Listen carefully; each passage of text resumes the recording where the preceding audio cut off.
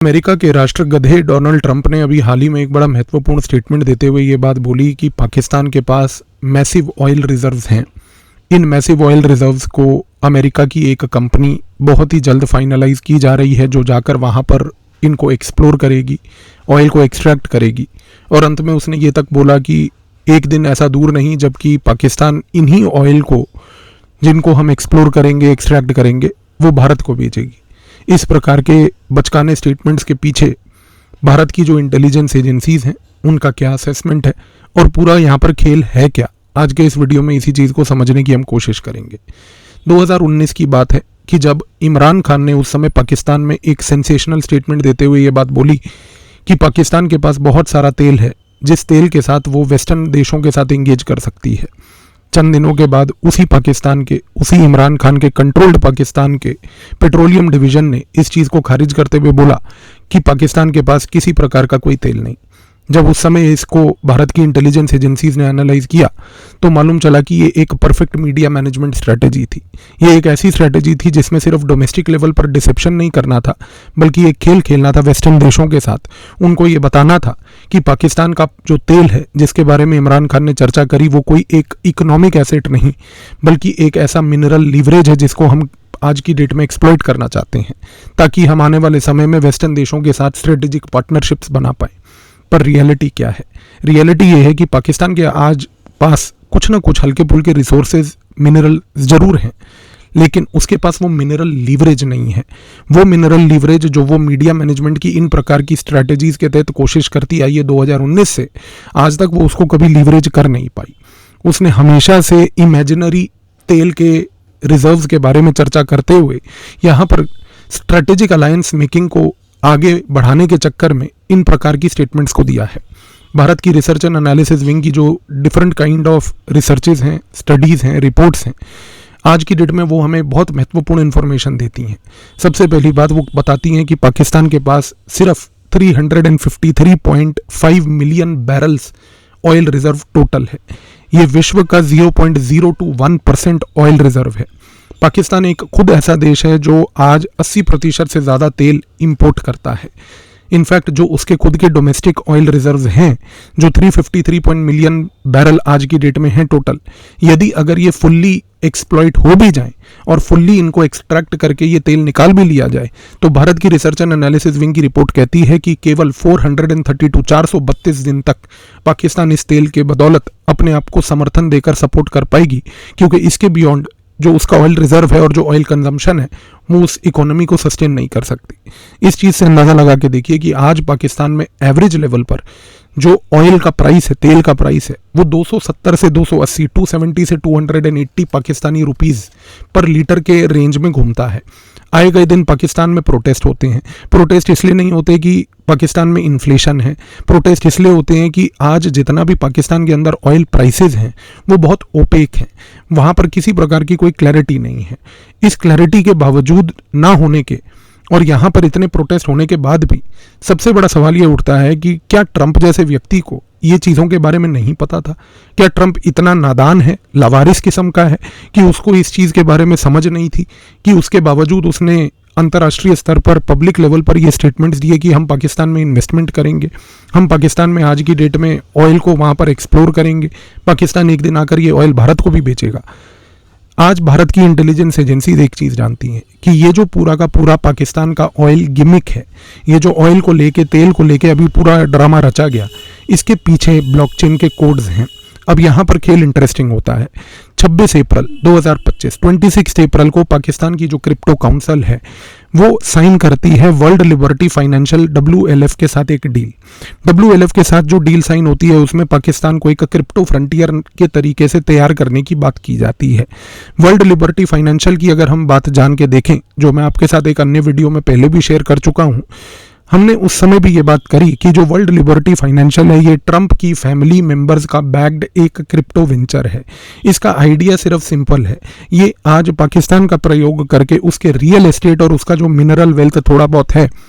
वो भी खास करके बलूचिस्तान के प्रोविंस में, उस पूरे के पूरे को टोकनाइज करके उसको प्रयोग करना चाहती है। आज पाकिस्तान को अमेरिका शीत युद्ध यानी कि कोल्ड वॉर के नज़रिए से दोबारा देख रही है। पाकिस्तान के प्रयोग करने का यहाँ पर महत्व सिंपल है। आज इस क्रिप्टो डील के पीछे जो गेम खेला गया वो ये था कि किसी भी तरीके से एफडीआई प्रोटोकॉल्स को बाईपास करते हुए, क्योंकि क्रिप्टो काउंसिल की डील साइन हो चुकी है, फॉरेन एक्टर्स अब पाकिस्तान के अंदर जाकर इन क्रिप्टो वेंचर्स के थ्रू वहां पर ये डिजिटल इनोवेशन के नाम पर लैंड को कैप्चर कर पाएंगे, मिनरल्स को कैप्चर कर पाएंगे। इस तरीके से अगर इस डील को देखा जाए तो एक चीज तो तय है कि यहां पर पूरा का पूरा खेल सिंपल था। ट्रंप ने इस डील को ऑफर करके पाकिस्तान को 26 अप्रैल 2025 को एक ऐसे जाल में फंसा दिया कि जहां पर अब उसकी पूरी इकोनॉमी का कंट्रोल, जो कि पहले चाइना कर रही थी, वो अब धीरे धीरे पाकिस्तान की इकोनॉमी का कंट्रोल अमेरिका के हाथ में चला गया। देखिए, यहाँ पर जो असली चीज़ है वो ये है कि पाकिस्तान इस चीज़ का एक माहिर प्लेयर है जब से वो पैदा हुआ है कि किस तरीके से वो टेररिज्म का प्रयोग करे और टेररिज्म का प्रयोग करके उसको इंटरनेशनल लेवल पर नेगोशिएशंस में लेकर आए। पाकिस्तान के इतिहास को अगर आज की डेट में हम लोग एनालाइज करते हैं, भारत की इंटेलिजेंस एजेंसीज ने भी इसको एनालाइज बहुत लंबे समय से किया है कि किस तरीके से पाकिस्तान का व्यवहार कन्वेंशनल डिप्लोमेटिक स्ट्रेटजीज के विपरीत होता है। कन्वेंशनल डिप्लोमेसी क्या कहती है? कन्वेंशनल डिप्लोमेसी कहती है कि भाई आज जिस देश में अमन, पीस, ये सब चीज़ें हैं,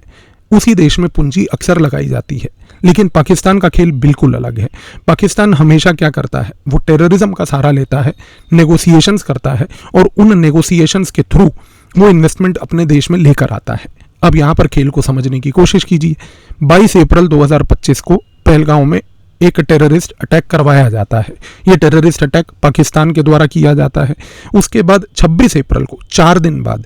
वर्ल्ड लिबर्टी फाइनेंशियल पाकिस्तान के क्रिप्टो काउंसिल के साथ एक डील करती है। अब जब ये डील हो जाती है तो पाकिस्तान यहाँ पर पोर्ट्रे कर देता है टेररिज्म के इस अटैक के बाद कि देखिए अमेरिका, मैं आपके लिए इकोनॉमिकली कितना सिग्निफिकेंट हूँ। और जब अमेरिका का राष्ट्रपति खुद अपने प्राइवेट वेंचर में, खुद अपने फैमिली मेंबर्स के बैक्ड वेंचर के थ्रू पैसा पाकिस्तान में लगाता है, तो जाहिर सी बात है कि अब उसका रिश्ता पाकिस्तान से कोई पर्सनल लेवल का नहीं बल्कि एक पारिवारिक लेवल का हो चुका है, क्योंकि परिवार का खुद का पैसा लगा है। 7 मई को 2025, 7 मई को जब भारत ऑपरेशन सिंदूर को लॉन्च करती है, उस ऑपरेशन सिंदूर के तहत जब पाकिस्तान को वो सबक सिखाने की कोशिश करती है, इस सबक के दौरान जब ब्रह्मोस मिसाइल पाकिस्तान की ओर सरगोदा एयरबेस की तरफ मारकर जो अमेरिका के वहां पर छुपे हुए न्यूक्लियर वेपन्स थे उनको जब टारगेट करती है, तो उस समय डोनाल्ड ट्रंप एकदम से जो है जाग जाता है, क्योंकि उससे एक दिन पहले तक उसी का पाला हुआ, आंखों में सुरमा लगाने वाला उपराष्ट्रपति JD वेंस, जो कहता है कि हमें भारत और पाकिस्तान के मसलों के बीच में कोई इशू नहीं और हम किसी प्रकार का इंटरफेरेंस करना नहीं चाहते, अगले दिन ही वो बंदा रात को सीज फायर कराने की बात करता है। अब ये सीज फायर क्यों हुआ? इसलिए हुआ क्योंकि सबसे पहले तो भारत ने पाकिस्तान के अंदर अमेरिका के छुपे हुए न्यूक्स को एक्सपोज किया और इसके एक्सपोजर के बाद अमेरिका को ये चीज़ एकदम से खटकने लगी कि अगर ये एक्सपोजर इंटरनेशनल लेवल पर सामने आ गया तो कहीं ना कहीं ऐसी ना चीज़ हो जाए कि हमारी पूरी की पूरी बेइज्जती हो जाए और जिस प्रकार से हमने पाकिस्तान का प्रयोग आज तक किया है वो एक्सपोज हो जाए। इसलिए मजबूरन भारत के ऊपर दबाव डाला गया। दूसरी चीज़ कि यहाँ पर जब ट्रंप का पैसा खुद लगा हुआ था और अगर इस बमबारी में किसी प्रकार का न्यूक्लियर एक्सपोजर बहुत ज़्यादा अग्रेसिव लेवल पर हो जाता और न्यूक्लियर एक्सपोजर के कारण रेडिएशन लीकेज कुछ बहुत ज़्यादा बड़ी मात्रा में हो जाता, तो इस कॉन्टेक्स्ट में पाकिस्तान के अंदर जिस प्रकार से ये लगाया गया पैसा था, जिस प्रकार से ये वर्ल्ड लिबर्टी फाइनेंशियल के तहत क्रिप्टो डील साइन की गई थी, ये एकदम से कोलैप्स कर जाती। तो जाहिर सी बात है कि यहाँ पर अगर आप पाकिस्तान के व्यवहार को ध्यान से ऑब्जर्व करें तो उसने क्या किया, उसने सबसे पहले टेररिज्म को मैन्युफैक्चर करके 22 अप्रैल को पहलगांव का इंसिडेंट किया। उसके बाद अमेरिका का समर्थन मांगते हुए उसने उसके साथ क्रिप्टो काउंसिल की डील साइन करी और इस क्रिप्टो काउंसिल की डील के बाद जब भारत ने रिटेलिएट किया तो उस डील के रिटेलिएशन में पाकिस्तान ने अमेरिका को यह जताया कि अगर हमारा डिस्ट्रक्शन होता है तो इस डिस्ट्रक्शन से आपका डिस्ट्रक्शन भी होगा और इस डिस्ट्रक्शन के तहत आप हमें बचाने की कोशिश कीजिए, द सीज फायर। इस कॉन्टेक्स्ट में अब खेल क्लियर है आपको। खेल यहाँ पर बिल्कुल सिंपल था कि आज अगर हम देखें तो अमेरिका ने भारत को नीचा दिखाने के लिए, भारत को ये बताने के लिए कि आपने हमारे एक्सपोजर को करने की कोशिश कैसे करी, आपने हमारे बिजनेस इंटरेस्ट को अफेक्ट पाकिस्तान में करने की कोशिश कैसे करी, इस कॉन्टेक्स्ट में इस तरीके का ये जो स्टेटमेंट देना कि पाकिस्तान के पास बहुत सारा तेल है जिसको अब हम एक्सप्लोर करेंगे, अब आपको चीज़ें यहाँ पर दिमाग में क्लियर बैठ रही होंगी कि आफ्टर ऑल ये अमेरिका की तरफ से एक रिवेंज है जो वो बेसिकली भारत के साथ ऑपरेशन सिंदूर के बाद लेना चाहती थी। तो ट्रंप, अगर उसका व्यवहार हम आज की डेट में एनालाइज करें तो एक चीज़ ये भी क्लियर है, वो किसी प्रकार का कोई पब्लिक लीडर तो है नहीं, वो एक व्यापारी आदमी है, उसके खुद के फैमिली मेंबर्स की पूंजी पाकिस्तान में लगी है, तो जाहिर सी बात है उसके लिए हर चीज़ एक पूंजी के नज़रिए से, इन्वेस्टमेंट के नज़रिए से ही देखी जाती है। उसको पर्सनलाइज्ड लेवल की फॉरेन पॉलिसी ट्रांजैक्शनलिज्म वाली करनी है, जो यहाँ पर होती हुई भी दिख रही है। तो इस कॉन्टेक्स्ट में एक चीज़ तो अब क्लियर है कि हाँ, अगर हम पाकिस्तान की बात करें,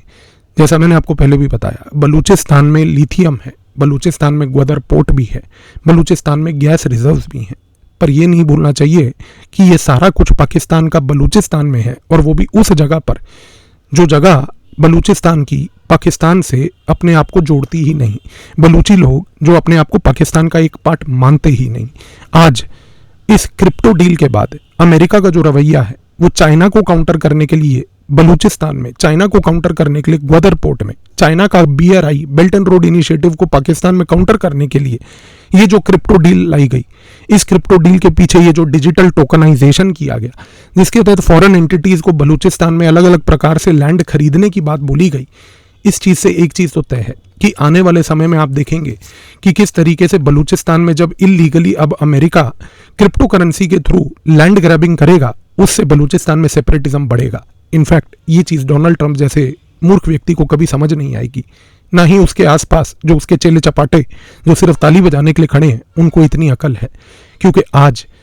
एक चीज़ जो अमेरिका नहीं समझ पाई वो ये है कि बलूचिस्तान में किसी भी फॉरेन पावर को बहुत ज़्यादा रिजेंट किया जाता है। चाइना का बेल्ट एंड रोड इनिशिएटिव का जो चाइना पाकिस्तान इकोनॉमिक कॉरिडोर, जिसको चाइना 2014 से बनाने की कोशिश कर रही है, जब वो आज तक वो पूरा नहीं हुआ, तो आप इस चीज़ से अंदाज़ा लगा के देखिए कि अमेरिका अगर आज की डेट में डिजिटल टोकन्स के तहत, क्रिप्टो करेंसी के तहत इलीगली अगर वहां पर लैंड ग्रैबिंग करने की कोशिश करेगी तो क्या वो इस चीज़ में सक्षम रहेगी? इनफैक्ट भारत के लिए तो ये पॉजिटिव डेवलपमेंट है, क्योंकि आज अगर अमेरिका क्रिप्टो करेंसी के थ्रू, आज अमेरिका अगर किसी भी तरीके से अपनी कंपनियों के थ्रू आज बलूचिस्तान में आती है, बलूचिस्तान में आकर ऑयल एक्सप्लोरेशन करती है, तो उसके साथ भी वही हश्र होगा जो चीनी इंजीनियर्स के ऊपर आज बलूची लोग कर रहे हैं, उसके साथ भी वही हश्र होगा जो चाइना पाकिस्तान इकोनॉमिक कॉरिडोर का है। क्योंकि यहाँ पर जितना फॉरेन एक्टर्स आएंगे उतना ही बलूच लोग और सेपरेटिज्म की ओर बढ़ेंगे। लेकिन ये चीज़ यहाँ ख़त्म नहीं होती, इसके तार और भी जुड़ते हैं। आज से 2 हफ्ते पहले आपने एक चीज़ और भी देखी होगी कि ट्रंप ने मुलाकात करी थी सीरिया के एक्स टेररिस्ट टर्न्ड प्रेसिडेंट अल शारा के साथ। अल शारा के साथ सिर्फ उसने एक मीटिंग ही नहीं करी, बल्कि मीटिंग करने के बाद सीरिया के ऊपर लगाए गए सैंक्शंस को भी लिफ्ट किया। और जैसे ही ये सैंक्शंस लिफ्ट हुए, उसके बाद क्या हुआ, अगर आपने इवेंट्स को ऑब्जर्व किया हो तो अबू धाबी की एक कंपनी MGX, उसने $2 बिलियन इन्वेस्टमेंट करने की कोशिश करी और एकदम अनाउंसमेंट करी कि हम $2 बिलियन बिनान के नाम की एक कंपनी में वर्ल्ड लिबर्टी फाइनेंशियल के थ्रू सीरिया में लगाएंगे। सोच के देखिए, सीरिया एक ऐसा देश जो इस समय एक terrorist turned x terrorist president के हाथ में है, उस व्यक्ति को आज अबू धाबी ये बोलता है कि हम आपको $2 बिलियन का इन्वेस्टमेंट देंगे। और किस चीज़ में देंगे? बिनानके में देंगे। बिनानके एक ऐसी कंपनी है जो World Liberty Financial led created company, crypto company है। यानी कि अब आपको खेल क्लियर हो जाना चाहिए। आज डोनाल्ड ट्रंप का अगर आप पूरा यहाँ पर अप्रोच देखें तो वो मिडल ईस्ट में सीरिया को, एक फेल्ड स्टेट को, क्रिप्टो का फ्रंटियर बनाकर पूरे मिडल ईस्ट में क्रिप्टो एसेट्स के तहत वहां पर गेम खेलना चाहता है। वहीं पर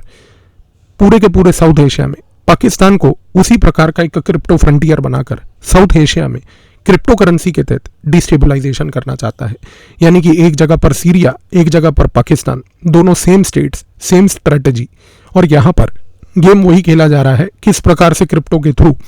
मिडल ईस्ट में और किस प्रकार से क्रिप्टो के थ्रू पाकिस्तान के होते हुए बाकी साउथ एशिया में खेल खेला जाएगा। इस समय अगर हम देखें तो डोनाल्ड ट्रंप जिस प्रकार का रवैया भारत को लेके कर रहा है,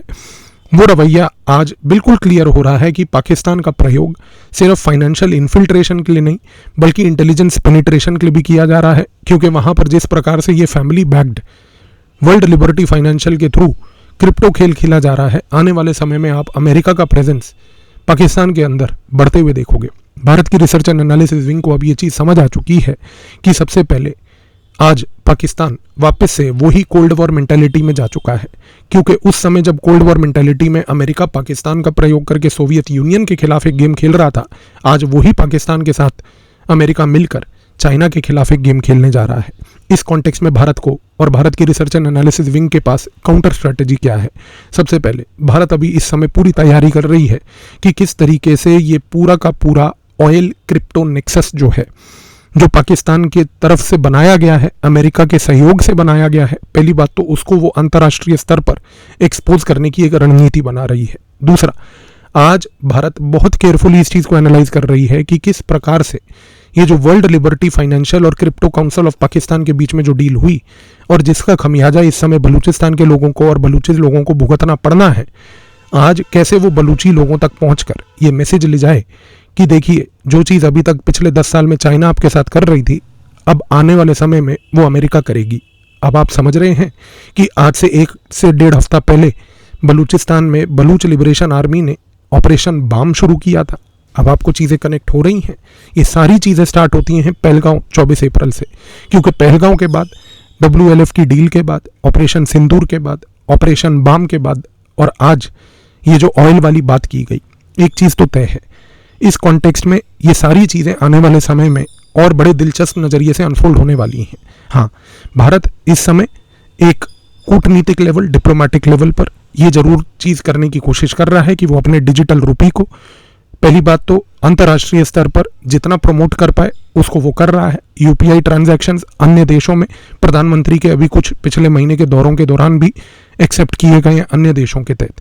भारत को अभी एक चीज़ समझ आ चुकी है कि आने वाला समय जो है अमेरिका के साथ एक कंफर्टेबल समय तो होने नहीं वाला, और अमेरिका एक नए डिजिटल हाइब्रिड वॉर की ओर बढ़ रही है, जिसके तहत वो भारत को टारगेट कर रही है। क्योंकि आज भारत के ऊपर आक्रमण अगर होने वाला है आने वाले समय में, तो भारत की इंटेलिजेंस एजेंसीज, भारत की सरकार ये बात जानती है कि ये सारी चीज़ें डिजिटल टोकन्स के थ्रू, फेक ड्रीम्स जिस प्रकार से पाकिस्तान ऑयल वाले बेच रहा है उसके थ्रू, और फॉल्स प्रॉस्पेरिटी जो पाकिस्तान दिखाने की कोशिश कर रहा है कि हम इस प्रकार से आपके सहयोग में काम आएंगे, ये चीज़ के थ्रू। इसलिए भारत को अब ये पता है कि जिस तरीके से कोल्ड वॉर में हमारे डोर स्टेप्स पर सोवियत और US की राइवलरी चल रही थी, हमारे डोर स्टेप्स पर पाकिस्तान के थ्रू US और चाइना की राइवलरी फिर से चलेगी। भारत इस चीज़ को टैकल करने के लिए अपनी रणनीति, जो मैंने आपको पॉइंट्स बताए, बन रही है। बट आई बिलीव कि इस वीडियो के बाद कम से कम आपको ये जो क्लैरिटी ज़रूरत थी कि किस प्रकार से यहाँ पर इवेंट्स एक दूसरे से सारे लिंक्ड हैं, वो सारे क्लियर हो गए होंगे। लेकिन इसके बीच में एक और बहुत बड़ी चीज़ होती है, और वो चीज़ होती है टैरिफ्स की, कि डोनाल्ड ट्रंप ने टैरिफ्स लगाए। अब ये जो टैरिफ यहाँ पर लगे, इस पूरे गेम में ये टैरिफ कहाँ बैठता है और ये टैरिफ कैसे बैठता है, इसको कवर करते हैं नेक्स्ट वीडियो में, और इसके बारे में चर्चा करते हैं नेक्स्ट वीडियो में। धन्यवाद।